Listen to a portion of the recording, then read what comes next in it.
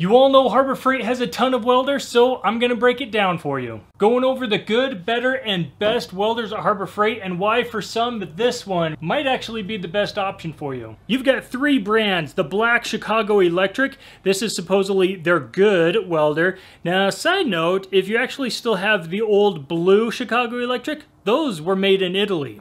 The green beasts, which are the titanium line, and the orange Vulcans. Now, before we dive too far into this, let me just say, you get what you pay for. Well, you know what they say, you get what you pay for. There is no magical welder or even any tool brand out there that gives you, the highest quality, the best features at the cheapest price. So yes, of course, the $1,100 Omnipro, you're gonna get a lot more features, a better accessories than the titanium, and definitely a lot better than Chicago Electric. But that doesn't necessarily mean throwing down $1,100 is going to be your best option. For example, if you were just, the home hobbyist that does the occasional welder repair, and I'm talking about, just every quick fix every once in a while, then really the simple, easy to use Chicago Electric is the best option. Just make sure you take off the nozzle before using it. And if you don't know what I'm talking about, go watch my last video. Instead of just listing off the specs for each one of these, which you can honestly just look up online, I've divided all 15 welders that Harbor Freight currently has into the three brands and their process. It's kind of interesting to see the overlap and to see that Chicago doesn't have a multi-process or TIG welder, and on the other end, Vulcan doesn't have a flux core only machine. Wouldn't it be pretty awesome though to give some titanium 125 some competition with, say an orange Flux Max 135? Oh no, there's an idea for you, Harbor Freight. I want to simplify this list right off the bat, and I'm going to tell you, do not get the Chicago Electric 80 amp stick welder. It's only 80 amps. These are DINS 25. The 25 just means the size. If you really want a cheap stick welder, there's a ton of them on Amazon. Pick up one of those. The 225 stick welder, it's an AC welder, so it's big and bulky, heavy, and it's 220 only, no dual voltage, and there's a really flimsy knob that controls the amperage that takes forever to get from one end to the other. And last for the Chicago Electric, the MIG 170. It's 55 pounds, it's a tank. Again, not dual voltage, only 220, and the settings are very limited. Now, if you know me by now, you know I like green. I like all of the titanium welders, but there still are some I wouldn't get. The MIG 140 and the Unlimited 140, both for the same reason. It's because they're only 110 volt. Since they have the 170 and the 200 that are dual voltage, I've got 220 in my garage. I like having the option for the higher amperage output. And lastly, for titanium, the TIG 200. Now, it is an AC machine, so yes, you can do aluminum and it's kind of the step up for, TIG welding machines, but the drawback is there's really no setting options. It's pretty much a plug and play. Now, some people might like that. They might not want to fiddle with all of the different options. There are other reliable and a lot cheaper AC TIG machines that are just loaded with features, like the PrimeWeld 225.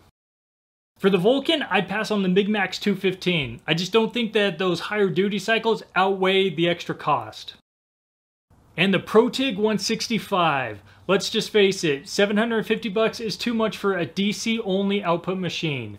Most people would probably agree, right? That just pay a little bit more and get an AC-DC output. With the list narrowed down, the biggest question is, what process do you get? Is it a flux core only machine, or do you want to bump it up and test out all of them with a multi-process welder? To help you decide, flux core is a great general purpose type welding. It's excellent for welding dirty, rusty, or contaminated metals. Great portable type welder.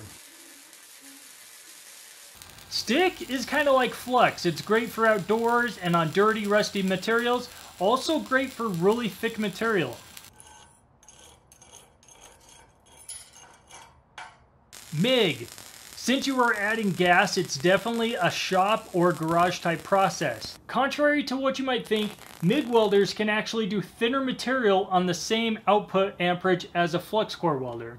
Why does that matter? Well, it means you can actually go thinner and do some nice thin sheet gauge or auto body type work. Tig. It's a very precision type process, and after you get the hang of it finally, it can turn out some awesome welds. Now there are two categories with some overlap. Now for the flux core welders, you already know my decision. I'm going with the titanium 125 all day long. I love this guy, just the size, compact, it's a great welder. But I did keep the Chicago Electric in there because it actually was one of my very first welders that I got. Of course, it was the older blue Chicago Electric, the ones made in Italy. Yes, I wish I still had it. Regardless, I picked one up, I did an entire go-kart frame with it, and it's pretty much what hooked me into welding.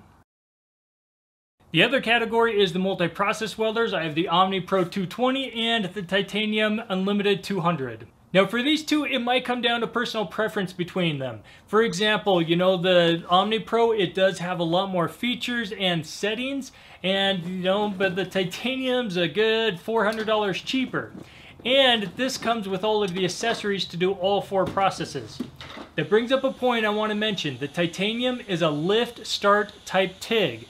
So meaning you actually got to touch your workpiece, lift off, and that's what creates the arc. Versus the Vulcan, you can get the foot pedal and have a foot pedal amperage control. That alone might make the decision for you. Since I get asked all the time, I'm going to go over the cheapest TIG setup, cheapest aluminum setup, and the cheapest welder setup. Out of the box, the cheapest would be the Unlimited 140. It comes with the TIG torch regulator, but it does not come with tungsten, so you will need to pick up a pack of tungsten and 100% argon.